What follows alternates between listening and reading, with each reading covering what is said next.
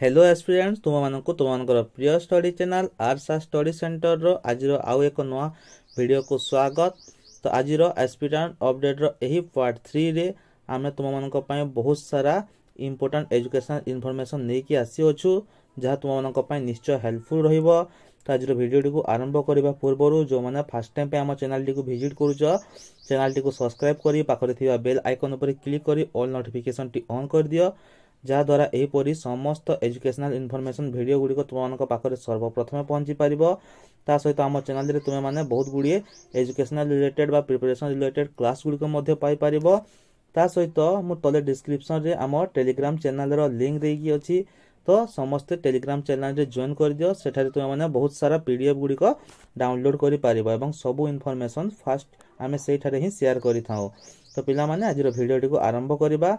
तो देखि पारुथबो आमर प्रथम आज अपडेट टी अछि तुम मानकर शिक्षा विभाग विकल चित्र 55 प्रधान शिक्षक एवं 229 गोटी शिक्षक पद खाली। तो एवं यह क्यों जगार पिला माने तुम माने समस्त देखि पारुथबो यह हेउची खोर्धा जिल्लार शिक्षा विभाग रे विकल चित्र देखिया को मिलिची।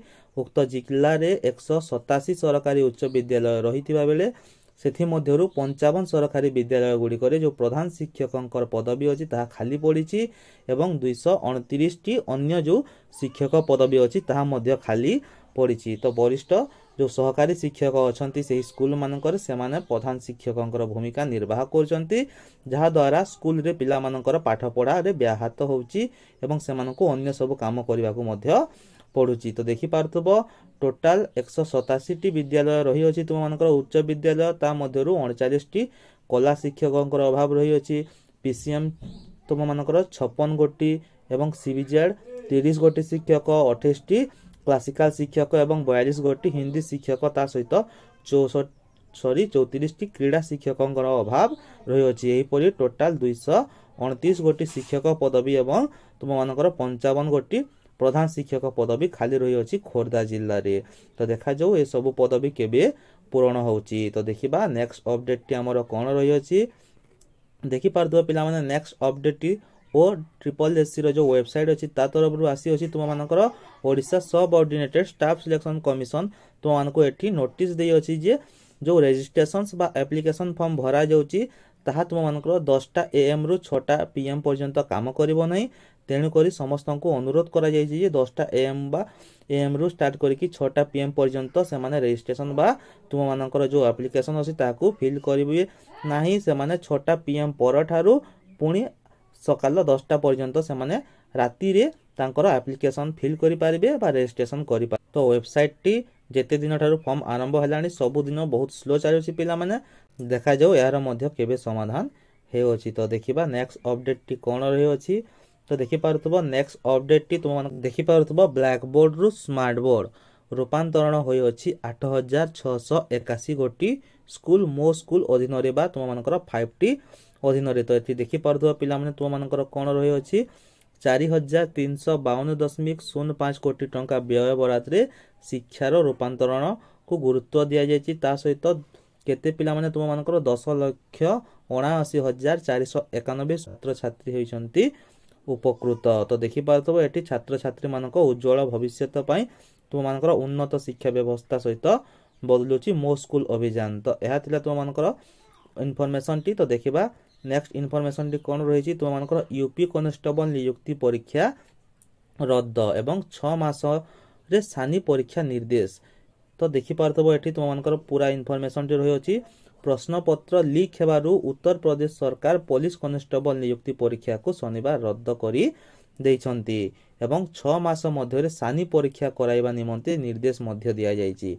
एथि सहित स्वतंत्र तुमनकर टास्क फोर्स गठन करा जिवो एवं सेउ माने तुमनकर प्रश्न पत्र लीक हेछि तार तदंत करिवे बोली मध्य सरकार कहिछंती एवं नियुक्ति परीक्षा रद्द हबा युव एकता एवं छात्र शक्तिर विजय बोली कांग्रेस नेता राहुल गांधी ए जगह रे कहिछंती। तो एठारे मध्य तुम मानकर राजनीति देखा जाउ अछि। तो देखि पारथो पिला माने तुम मानकर गत एई 17-18 तारिख रे जो कांस्टेबल नियुक्ति परीक्षा हेतिला यूपी तुम मानकर पुलिस बोर्ड रो तो सारा राज्य रु तांकर 48 लाख रु ऊर्ध्व जो आशायी थिले से माने परीक्षा देथिले किंतु परीक्षा पत्र लीक हेतिला जा द्वारा परीक्षा को रद्द करा जाय अछि। तो तांकर जो सीएम अछंती योगी आदित्यनाथ से बाइट देइछंती जे जो मान युववर्गक कठिन परिश्रम सह खेलिछंती सेमानकु कोनसी परिस्थिति रे मध्य छड़ा जीव नाही, सेमानक विरोध रे कठोरतम कार्यानुष्ठान ग्रहण करा जीव बोली मुख्यमंत्री चेतावनी देइछंती। तो देखिबा नेक्स्ट अपडेट टी आमा पाखरे कोन अछि। तो नेक्स्ट अपडेट टी आमा पाखरे अछि, एटी देखि पारुबा पिला माने आशा अंगनवाड़ी कर्मी को दिया जीव तुम मानकर सामाजिक सुविधा। तो राज्य सरकारंकु ईपीएफ पक्षरु होईची चिठी। तो देखि पारुबा पिला माने तुम मानकर समस्त कर्मी गुडी को मध्याह्न भोजन कर्मी, आशा अंगनवाड़ी कर्मी एवं सहायकंकु ईपीएफ एवं एमपी अधिनियम 1952 रे पंजीकृत करने सह सेमानंको सामाजिक निरापत्ता सुविधा जोगाई दिया जाऊ।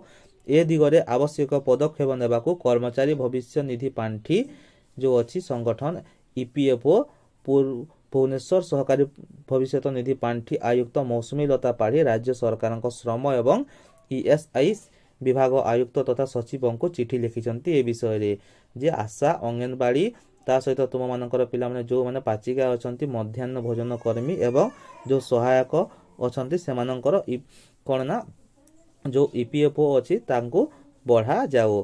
तो देखि परतो पिला माने तुम मानकर बहुत सारा न्यूज इंपोर्टेंट रही अछि।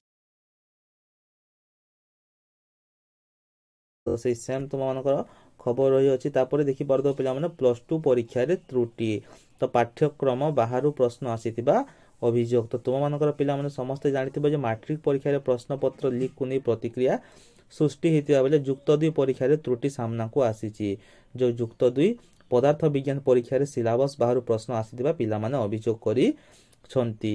तो गोटे कि दुईटे नुहे सर्वमोट एठी देखि परतो पिला माने 27 टी प्रश्न तुम मानकर सिलेबस बाहरु आसीतिबा पिला मानकर अभियोग रही अछि एवं 70 मार्क रो जो थियोरी परीक्षा अछि ता मध्ये तुम मानकर 27 मार्क रो जदी सिलेबस बाहरु आसीबो ताहेले पिला माने कोन परीक्षा देबे। तो देखि पारतबो एही 27 मार्क रो प्रश्न पाठ्यक्रम रे नथिला बोली से माने मध्ये जणाई छंती एवं तुरंत एहा उपरे कार्यानुष्ठान ग्रहण करिया पई पिला माने दाबी करि छंती एवं सीएचएससी पक्षरु मध्ये कोनसी ए पर्यंत प्रतिक्रिया एने मिली पारी नाही। तो देखिबा नेक्स्ट अपडेट तो तुम देखि पारतो पिला माने निर्वाचन घोषणा रो मिछ खबर सब आडे घुरी बुलुची। तो देखिथिबो काली ठारू गोटिए तुम मानकर जो निर्वाचन कमिशन रो टैग लगी कि गोटिए जो मिछ खबर अछि ता सब आडे घुरी बुलुची। तो तुम मानकर निर्वाचन तारीख घोषणा होय अछि। तो देखि पारतबो ताकू ईसीआई कहिले एथिरे विश्वास करंतु नाही, कोनसी ऑफिशियल घोषणा होय नाही, तेणु करी एथिरे विश्वास करिया को ईसीआई सीधा मना करिछि। तो देश रे आगामी लोकसभा निर्वाचन तारीख घोषणा नै सबु महल रे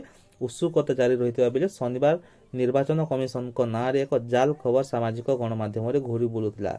तो भारतर निर्वाचन कमिशन चिन्ह थाई लोकसभा निर्वाचन तारीख से उल्लेख रही एवं जहाँ जाल खबर थिला तुम मानकर भूल तथ्य थिला एवं ए नै ट्वीट जोगे देखि पारुथबो election commission of India tweet करिकी कहिछि जे एथिरे कोनसी सत्य नाही बा ऑफिशियली कोनसी ए पर्यंत डेट घोषणा होई नाही। तो एई खाली भाइराल होतला एई फोटोटी पिला माने खाली भाइराल होतला। तो देखिबा नेक्स्ट अपडेट तुम मानकर कोन अछि। तो देखि पाउतो पिला माने ओडिसा रे तुम मानकर गठन हला 34 नुआ एनएससी एवं 5 एनएससी को पौरपालिका को उन्नीत करा जाय अछि। तो मुख्यमंत्री एहा रही अछि घोषणा। तो आज भिडियोटी को एठी शेष करबा। भिडियोटी जदि भल लागो थाए ताहेले भिडियोटी को गोटे लाइक करिवे, सांगा मानक सहित शेयर करिवे। ता सहित जदि फर्स्ट टाइम पे हम चैनल टी को विजिट करछंती चैनल टी को सब्सक्राइब करी पाखरे थिबा बेल आइकन पर क्लिक करी ऑल नोटिफिकेशन टी को ऑन कर देबे, जहा द्वारा एही परि समस्त एजुकेशनल इन्फॉर्मेशन वीडियो गुडी को तुम मानक पाखरे सर्वप्रथम पहुंची पारिबो। ता सहित क्लास गुडी को माने तुम मध्ये हम चैनल रे पाई पारिबो एवं तले डिस्क्रिप्शन रे हम टेलीग्राम चैनल रो लिंक अछि सेथिरे मध्ये जॉइन होई जाओ। सेथिरु समस्त प्रकार पीडीएफ गुडी को डाउनलोड करि पारिबो। वीडियो संपूर्ण रूप देखिथिबार धन्यवाद। वंदे उत्कल जननी। जय हिंद।